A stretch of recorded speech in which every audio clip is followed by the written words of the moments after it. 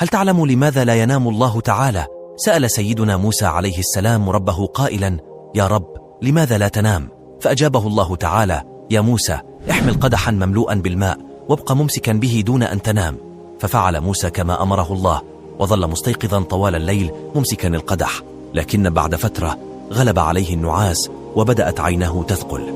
في لحظة من التعب سقط القدح من يده، فانكسر القدح وسال الماء على الأرض. عندها قال الله لموسى: يا موسى، لو غفلت عن عبادي لحظة واحدة